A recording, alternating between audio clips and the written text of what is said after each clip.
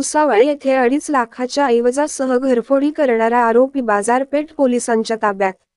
2,69,000 रुपयाचे सोन्याचे दागिने चोरून घरफोडी करणाऱ्या आरोपीस भुसावळ बाजारपेठ पोलिसांनी अवघ्या 12 तासात ताब्यात घेतले आहे।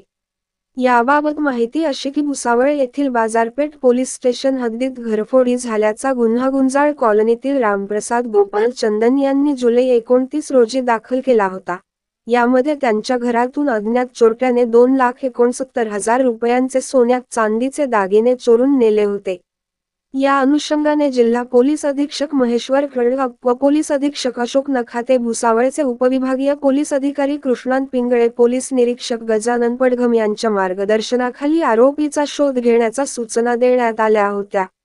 यावेळी भुसावळ बाजारपेठ पोलीस स्टेशन डीबी पथकामधील पोलीस उपनिरीक्षक मंगेश जाधव, पोलीस कॉन्स्टेबल विजय नेरकर, निलेश चौधरी, पोलीस कॉन्स्टेबल जावेद शहा, राहुल वानखेडे, योगेश महाजन, सचिन चौधरी यांनी आरोपीचा शोध घेत असताना विजय नेरकर व निलेश चौधरी यांना तांत्रिक विश्लेषणाच्या व गुप्त बातमीदाराच्या आधारे घरफोडी करणाऱ्या आरोपीची माहिती मिळाली। या अनुषंगाने सदर पथक भुसावळ येथील रामदासवाडी खडका रोड येथे गेले असता तिथे जावेद शेख शकील वय 25 हा आढळून आला, त्यास भुसावळ पोलिसांनी ताब्यात घेतले होते।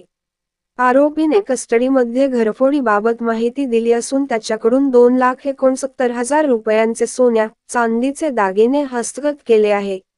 मनोहर लोणे, दिव्य महाराष्ट्र न्यूज, भुसावळ। तर त्या संबंधाने आम्ही गुन्हा दाखल केला आणि लवकरात 2 दिवसात तो गुन्हा उघडकीस आणला। त्याच्यामध्ये उघडकीस आणण्यामध्ये PSI Jadhav, head constable Nerkar, head constable Nilesh, Javed, Rahul हे कर्मचारी आहेत आणि माल जो आहे तो कंप्लीट 100% रिकवर केलेला आहे।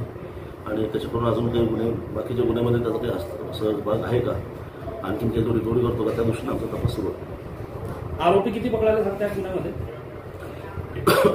एकच आरोपी सध्या चालू आहे, तपास चालू आहे, वाढवू शकतो।